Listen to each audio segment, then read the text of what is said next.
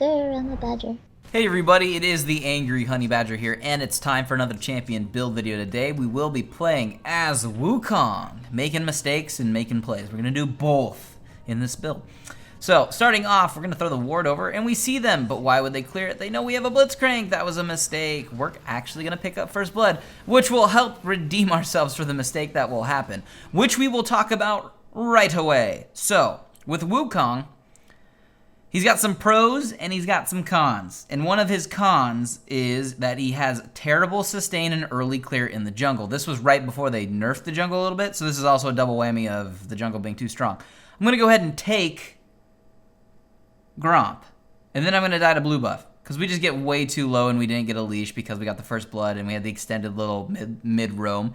And that's a problem, but this is a weakness of Wukong, and this is also me being stupid and real. And like after I was doing it, I was like, I'm gonna die to this, and I still fought it. And I was like, whatever. Luckily, I'm not far behind because we got the first blood. So as unfortunate as it is, it's really not the end of the world, but still funny nonetheless. But that's a con to him. We'll get to other pros and cons to him later, but that's a major one that everybody should be aware of. So let's start things off by looking at his abilities and what we're going to max out first. So let's talk about his passive. That's Stone Skin. You get more armor and magic resist as you are around more enemy champions. Kind of a cool passive.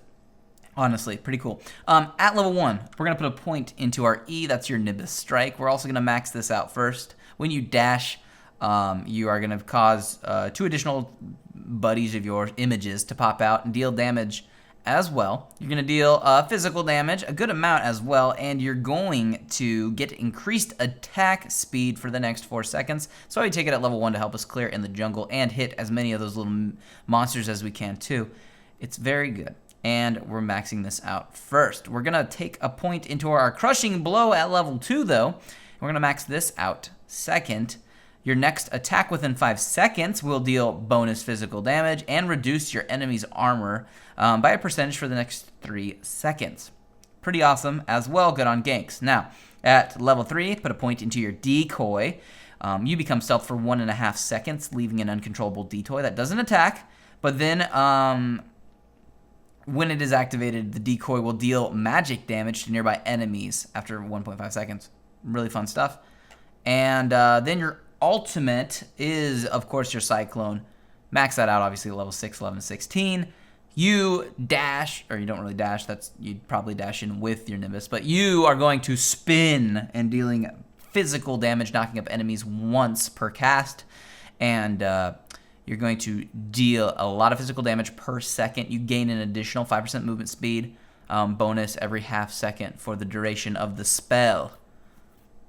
Pretty fun stuff. Wukong cannot attack or use other abilities while you are using your Cyclone, though, unless you deactivate it. There's a maximum amount of damage, blah, blah, blah, blah, blah, blah, blah.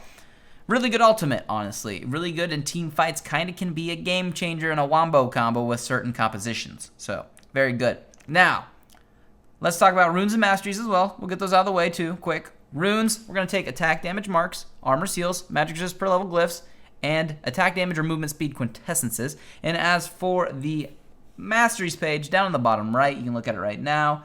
This is your 21.9. Nothing crazy, unless it looks crazy to you, but that's what we're going to usually take. You can pause the video if you wanted to see that. Also, rune page videos and mastery videos down below in the description for everybody. Have fun. So, back to the pros and cons real quick. We are now level 5. We're going to hit 6. Now we're 6. Now our ganks are actually good. Now, the good thing about Wukong is he's got a gap closer, and he's got good high damage, even when built pretty tanky, and many other things. But what he lacks is a lot of crowd control early on in the game. We do find the level 4 Hecarim, who apparently our first kill on him affected him way worse than me dying once. So he is quite far behind. Got him off of you. Yeah, it's really unfortunate for him. And we kill him. So that's just what that is. But so like I was saying, back to the pros and cons. So awesome ult, great once you're 6. But before that, your ganks aren't super amazing. Now, obviously, you can use decoy to get in the lane undetected from bushes. It actually is a good way to initiate and deal damage, but then you are also relying on the laners on your team to have some sort of crowd control to utilize in these ganks. One thing we can do to try to help this is our first item. We went with the Stalker's Blade. We can smite people and we can slow them. Very, very helpful. That's why I like Stalker's Blade on Wukong, personally. Very good. We also take the Warrior enchantment with Wukong. We like the cooldown reduction and the attack damage from the Brutalizer that's built into it. That's my personal go-to for now. Until they keep changing all the jungle items more, though, you could actually consider the tanky one right now just because it's so good at the current state that this video is being made in the game. It's a very good item. You could consider it another one to pick up. Also, when in doubt, Rangers instead of Stalkers, you could do that just because Rangers is like the go-to, like, I don't know what to get, I'll just get Rangers. So that's the other option. So that's what we're going to do for our jungle item. So back to the pros and cons a little bit. Really good at 6. Early ganks aren't amazing. Show pressure when you need to. If they're really pushed up, that's the best way. You're relying a little bit on your red buff to get the slow on them if you really are ganking, and like I said, the crowd control from your buddies. Once you're level 6, whole different game. He's really good at counter ganking and many other things. And we're actually going to show up right in time to counter gank bot lane, as I just wanted to get in here anyways. Here comes Hecarim with no life. Really bad idea. I don't know why he's trying to make a play happen. He is actually going to make a play happen, though. But in the process, we're going to pick up a triple kill as he gets a kill, and Twitch picks up 1 kill. So we came out ahead technically in that gank, but one thing that Wukong does really well, because just his kit and just Wukong, is he does the counter ganks incredibly well, because the more people that show up, the more he's getting from his passive, and your ultimate having a bunch of people in it just means you're dealing more damage to everybody. So if you can keep deep wards in their jungle, or just get good vision around, or be notified by your laners of potential ganks, and you can counter gank, this is a great way to snowball Wukong, and he just does a good job in these situations. So look for those opportunities. You'll get the most out of them for sure. Yes, yay, fun things. So we finished our jungling item. The next item that we wanted to pick up, if we aren't falling terribly far behind, would be what we just bought, which is the Hydra. We lost Jinx in this fight. We're going to pick up a kill onto Sona, and Twitch turns back so he doesn't get knocked up, but he'll die to Vladimir, who did teleport in. So we once again, find there, turn it back around. We're actually going to then turn around and engage on Sion a little bit. We get him incredibly low, but not quite enough. So, but we have a lot of damage early on. This is another really good thing about Wukong. Wukong has really good early and mid-game damage. Now, if you fall really far behind with him, most attack damagey fighting junglers will eventually transition into tankier builds, which is good.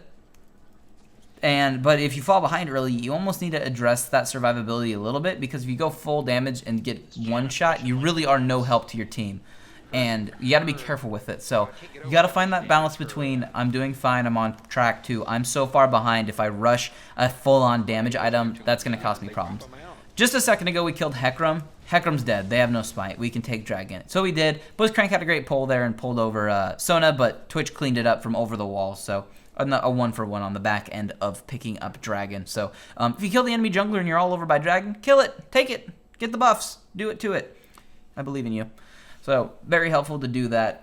Good thing to do, obviously. Who's going to come smite it? I'd smite up, so no worries. No worries at all. Now, we're going to continue building. Obviously, the Hydra is the only thing that Tiamat's going to build into. So we'll be picking up the Ravenous Hydra. We have a little bit of lifesteal now because we have to pick up that Vampiric Scepter. And we're going to have finished off our boots. We did Boots of Mobility. I like them for initiations when you're coming out of your decoy. You come up really fast and are able to get into team fights and then start spinning. We're actually going to do such a thing right here. We're going to decoy coming out of the bush, slide on in, and just actually help annihilate Sona, and then, start popping up people with our ultimate. Good Jinx ult right there. Coming in. Unfortunately, not enough to kill off that individual. But, it's what it is. And, yeah, we're going to kill Hecarim. Yeah. Smite him, slow him, make sure he doesn't go anywhere. And you're good to go. So, now, other than the Boots of Mobility, if you didn't want to pick those up and you needed something else, their two options obviously would be the Ninja Tabbies if they have tons of attack damage, or Merc Treads if they have tons of magic damage and you want the tenacity. That would be the good exchange. So, pick those up. Oh, hey, look, it's Hecarim again. Oh my god, I'm so sorry, Hecarim. He died. I'm sorry. Just not a good day to be Hecarim, apparently. No good for him. So, at this point in the build, we have our, jungle item. We have our, well, we basically have our Hydra. We will be finishing that off in just a second when we go back to base. And then we also have our boots. That's what I'd call your beginning 3-item core build. At this point, we transition into what we are needed at this point in the game. Our mid's coming up in power. Our ADC is coming up in power as well with their items. We don't need a hard carry, although at 8-1 right now, we not hard carrying, but we're obviously doing work. But now we need to transition into a state that helps the team out, and it actually helps us out dealing more damage too, because the longer we live, the more we spin, and the more we win. Hooray. So we're going to start building towards the Randuins Omen. We've picked up the Giant's Belt. We've picked up a little bit of armor. We'll finish that off. It also synergizes really good with your Cyclone because you can activate the passive, which slows everybody, which means they're all going to get stuck in it even longer while you're spinning. So it's a very good thing to use if you're in a big pile of people or you want to just keep them slowed down. We're going to dive Hecarim. We have plenty of damage to kill him off. We're quite a ways ahead of him, and we'll be able to do so. So we're going to be building that Randuins. Now, after that, you're going to want to address magic resist. Obviously, they're going to have magic damage of some kind most of the time. You actually have 2 legitimate options, borderline 3 legitimate options here. The Banshees Veil and the Spirit Visage. And the times I decide what I want more from the Spirit Visage or the Banshees Veil just really depends on the enemy team. If blocking a spell from preventing me from coming in and ulting or something else, like the Banshees Veil, would be the good option to obviously deny that with the ability to protect yourself from one spell. Now, the Visage is helpful in a different way because it gives you 2 things that can be good.